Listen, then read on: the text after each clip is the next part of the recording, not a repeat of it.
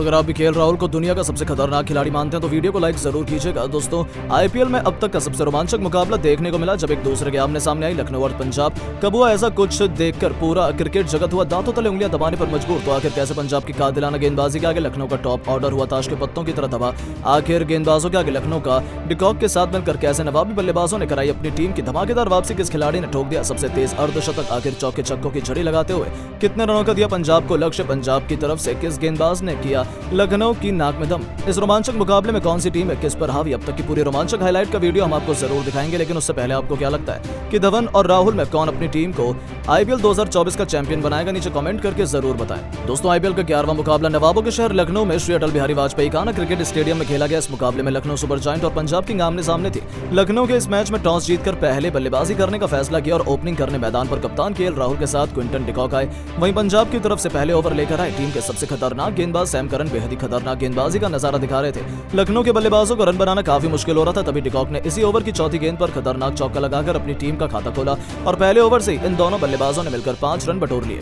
पंजाब की तरफ से दूसरा ओवर लेकर आए टीम के सबसे खतरनाक गेंदबाज अर्शदीप सिंह। लखनऊ के बल्लेबाजों को रन बनाने में काफी दिक्कत हो रही थी, पंजाब के गेंदबाज रन बनाने नहीं दे रहे थे। बेहद ही शानदार गेंदबाजी हो रही थी। लखनऊ का स्कोर 2 ओवर में केवल 12 रन बन पाया था। टीम के लिए तीसरा ओवर लेकर आए रबाड़ा और पहली गेंद पर केएल राहुल का कैच हर्षल पटेल ने छोड़ दिया। पंजाब के गेंदबाज लखनऊ टीम पर पूरी तरह से हावी नजर आ रहे थे। रन बनाने में काफी मुश्किल हो रही थी, लेकिन तभी रबाड़ा की तीसरी गेंद पर डिकॉक ने खतरनाक शॉट लगाते हुए चौका जड़ दिया और अपनी टीम के स्कोर को आगे बढ़ाया। इसके बाद भी वो नहीं रुके, चौथी गेंद पर उन्होंने बेहतरीन अंदाज में छक्का जड़ दिया। इस ओवर में दोनों बल्लेबाजों ने मिलकर 11 रन बटोर लिए और टीम का स्कोर 3 ओवर में 23 रन तक पहुंच गया। टीम के लिए चौथा ओवर फेंकने आए अर्शदीप सिंह की पहली गेंद पर केएल राहुल ने खतरनाक अंदाज में अंपायर के ऊपर से बेहतरीन छक्का जड़कर उनका स्वागत किया और टीम पर बने हुए प्रेशर को हटाया। इसके बाद भी राहुल का बल्ला रुकने का नाम नहीं लिया। इसी ओवर की तीसरी गेंद पर भी अंपायर के ऊपर से छक्का शानदार लगाकर चौके में तब्दील कर दिया। लेकिन इस मैदान पर चौका छक्का लगाना बेहद ही मुश्किल था क्योंकि स्टेडियम काफी बड़ा था और गेंदबाजों को काफी मदद मिल रही थी। साथ ही साथ आउटफील्ड भी काफी धीमी थी और इसी का फायदा पंजाब के गेंदबाज अर्शदीप सिंह को मिल गया और 5वीं गेंद पर ही केएल राहुल को पवेलियन का रास्ता दिखा दिया। पंजाब किंग को 35 रनों के स्कोर पर पहला झटका लग गया। केएल राहुल 9 गेंद पर एक गगनचुंबी छक्के और एक चौके की मदद से 15 रन बनाकर पवेलियन लौट गए। लेकिन डिकॉक मैदान पर टिके हुए थे, उनका साथ देने के लिए देवदत्त पडिक्कल आ चुके थे। इन दोनों बल्लेबाजों के कंधों पर टीम की अहम जिम्मेदारी आ चुकी थी। टीम के लिए 5वां ओवर फेंकने रबाड़ा की दूसरी गेंद पर देवदत्त पडिक्कल ने खतरनाक अंदाज में चौका जड़कर अपना खाता खोला और टीम के स्कोर को तेजी से आगे बढ़ाया।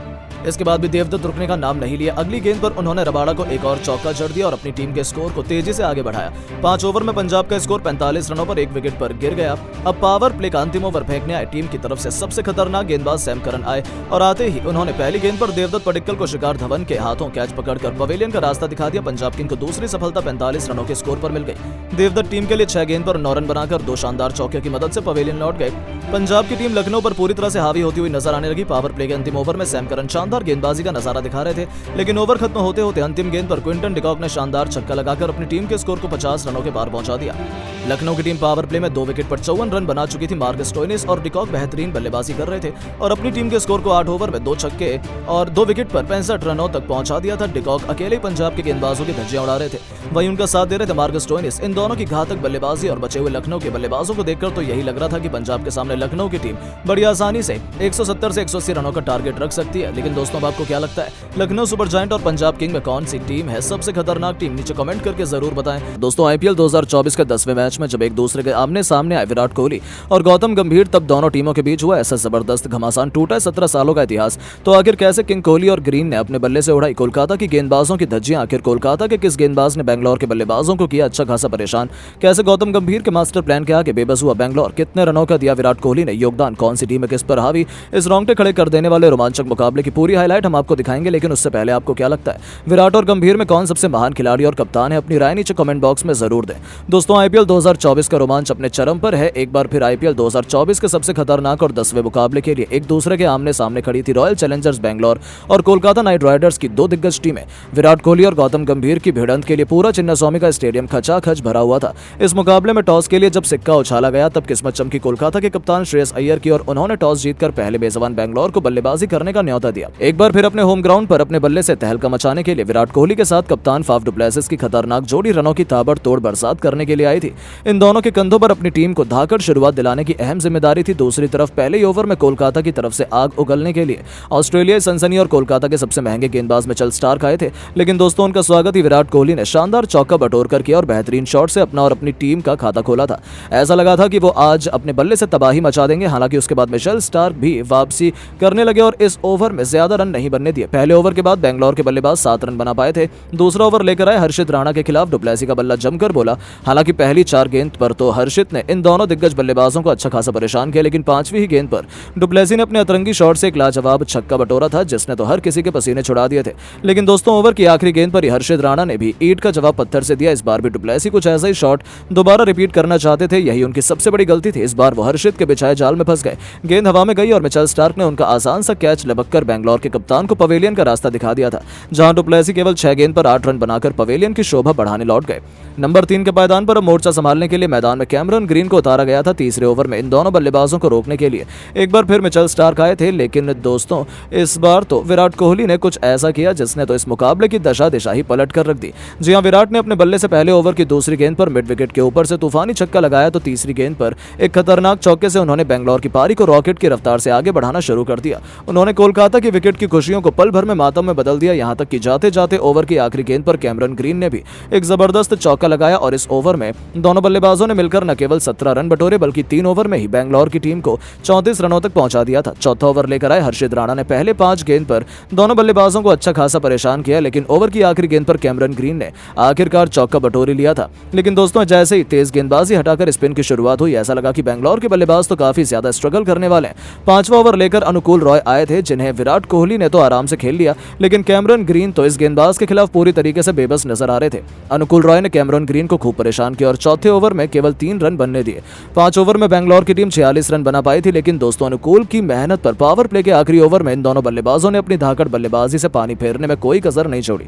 जी हां, पावर प्ले का आखिरी ओवर लेकर कोलकाता के सबसे बड़े गेंदबाज सुनील नारायण आए थे। उनके कंधों पर अपनी टीम की वापसी करने की जिम्मेदारी थी, लेकिन दोस्तों यहां पर कैमरन ग्रीन के इरादे तो कुछ और ही थे। पहली 3 गेंद पर तो नारायण ने कोहली और ग्रीन को फंसाए रखा, लेकिन कैमरन ग्रीन भी ऐसे थोड़ी ना इतने खतरनाक बल्लेबाज माने जाते हैं। ओवर की आखिरी गेंद पर 3 गेंद पर उन्होंने अपने बल्ले का जौहर दिखाया। चौथी गेंद पर एक खतरनाक चौका लगाया, तो 5वीं गेंद पर भी कवर को चीरते हुए गेंद को बाउंड्री के दर्शन करा दिए। तो वहीं जाते जाते ओवर की आखिरी गेंद पर उन्होंने लॉन्ग ऑन के ऊपर से एक ऐसा जबरदस्त छक्का लगाया जिसने तो कोलकाता के खेमे में मातम का माहौल पैदा कर दिया था। आखिर हो भी क्यों ना केवल बेंगलोर ने 50 से अधिक रन बनाए, बल्कि 6 ओवर में ही उनकी धाकड़ बल्लेबाजी का नतीजा हुआ कि बेंगलोर की टीम 61 रन 1 विकेट के नुकसान पर पावर प्ले की समाप्ति के बाद बना चुकी थी। उन्हें रोकने का कोई भी प्लान श्रेयस अय्यर या फिर गौतम गंभीर का कामयाब नहीं हो पा रहा था। इसके बाद भी इन दोनों का बल्ला रुकने का नाम नहीं ले रहा था। हालांकि अनुकूल रॉय ने कमाल की गेंदबाजी करी, लेकिन 8वें ओवर में जैसे ही सुनील नारायण आए, विराट कोहली ने एक बार फिर से इस दिग्गज गेंदबाज को छक्के के लिए मारकर उनका करियर ही तबाह करने का मन बना लिया। दोनों खिलाड़ियों के बीच 50 रनों की अधिक की साझेदारी हो चुकी थी।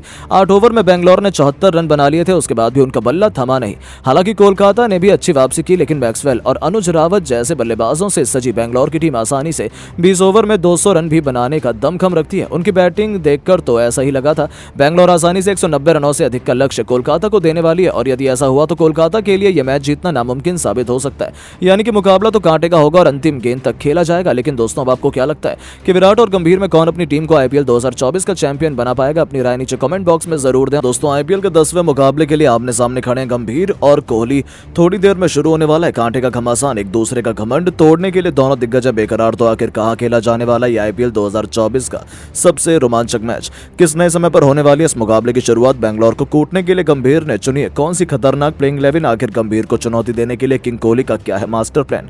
दोनों टीमों की खतरनाक प्लेइंग 11 का साथ साथ पिच रिपोर्ट और मौसम का हाल, साथ ही कौन सी टीम है किस पर हावी, सब कुछ हम आपको अपनी इस वीडियो में दिखाएंगे। लेकिन उससे पहले आपको क्या लगता है विराट और गंभीर में आप किसे जीतते हुए देखना चाहते हैं? अपनी राय नीचे कमेंट बॉक्स में जरूर बताएं। दोस्तों आईपीएल का रोमांच अभी से अपनी सारी हदों को तोड़ चुका है। ये कारवां बढ़ चुका है अब आईपीएल की सबसे बड़ी राइवलरी, और जहां बेंगलोर के एम चिन्नास्वामी स्टेडियम में रॉयल चैलेंजर बेंगलोर और कोलकाता नाइट राइडर्स के बीच आईपीएल 2024 का 10वां मैच 29 मार्च को खेला जाएगा। इसकी शुरुआत शाम 7:30 बजे से होगी और टॉस के लिए सिक्का 7 बजे उछाला जाएगा। दोनों टीमें जब भी आमने सामने होती हैं टक्कर का मुकाबला देखने को मिलता है, एक धमाकेदार मैच देखने को मिलता है। वहीं दोनों टीमें फिलहाल अच्छी लय में हैं।